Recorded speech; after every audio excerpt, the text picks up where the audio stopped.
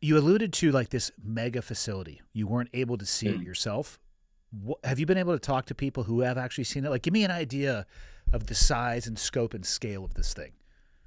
Yeah, I mean, we're talking, they call it inverted commas the machine. So that's the kind of moniker for it all over the country. Obviously, there are, dozens, maybe even hundreds of these things, and they vary in size. But some of the pictures that I've seen from people who have worked in them and some of the descriptions from people that I've chatted to, these are, picture your local power station. These are that big.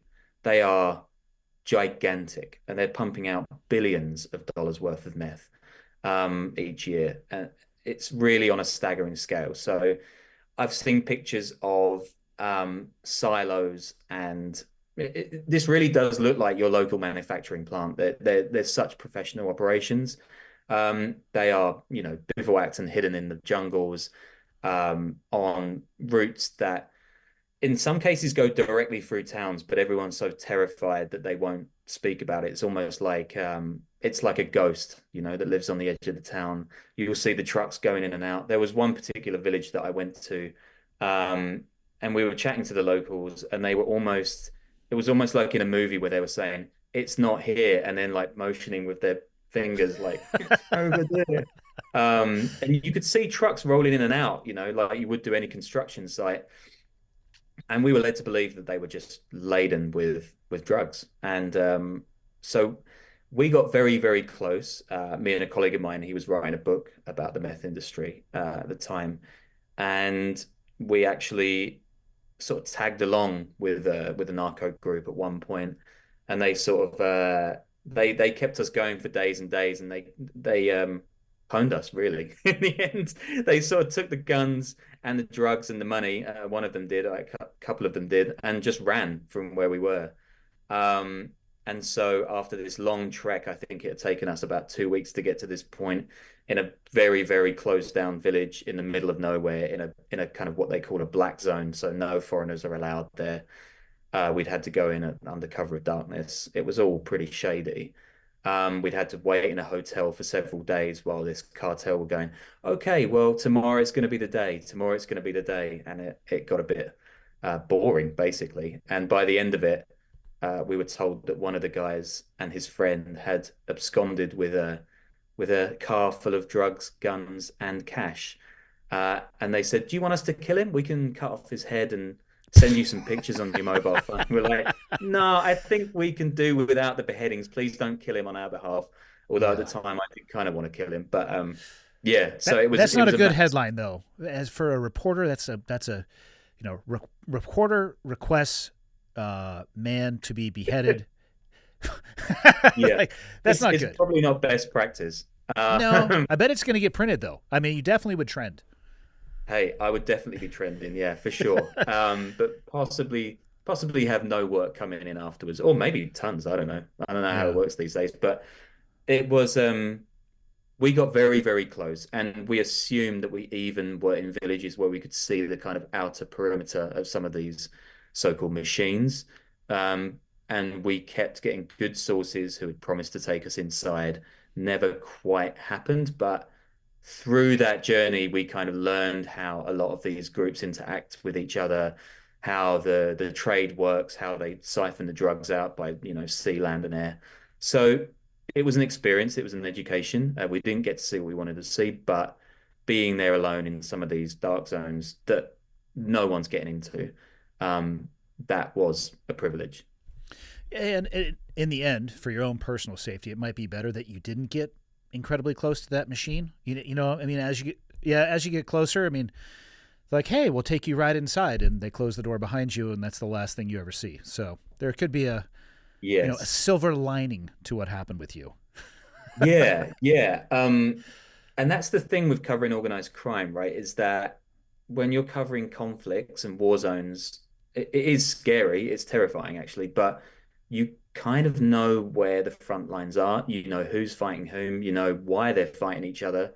People, if they're fighting and dying, they're dying for a cause. In organized crime, it's kind of harder to figure out those incentives, and that's one of the keys with all journalism of this kind is seeing who has an incentive to do you harm or who has an incentive otherwise.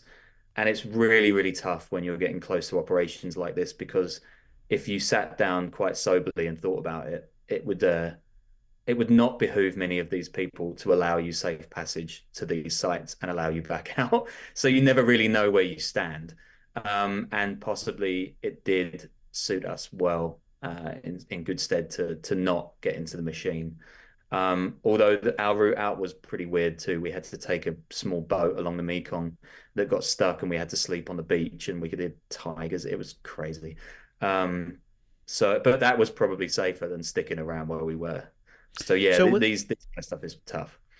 this time that you were talking about in the black area, is this in the like this autonomous WA state or region that you were talking about before?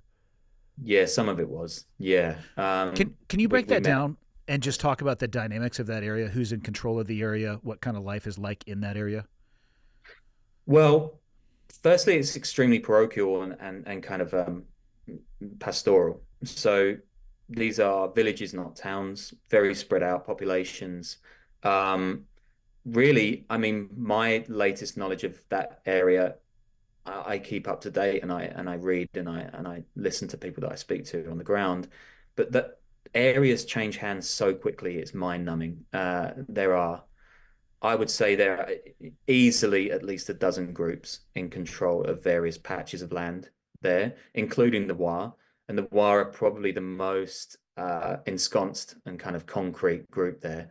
But they have two separate enclaves in what is Shan State, which is the kind of easternmost part of Myanmar or Burma or whatever you want to call the country.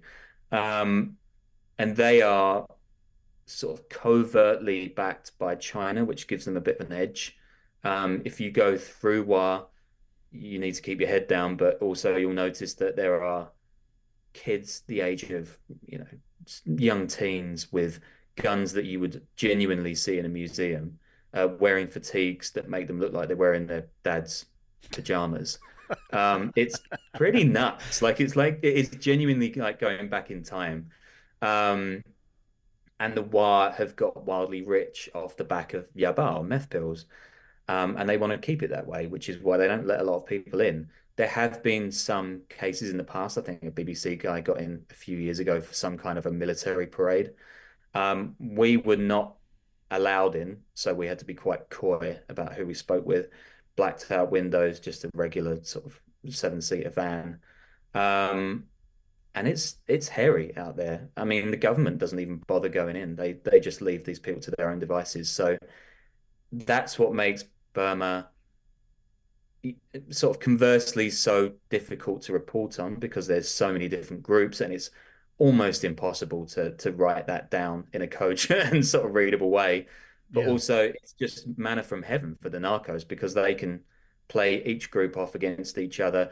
You know, if there is a conflict, they don't have to worry about it. They'll just pay guys to secure the facilities. So it's just the perfect breeding ground for drug crime. And the figures are eye-watering that come out of there, like 17 billion, $20 billion, you know, whoever you want to believe, it's gigantic.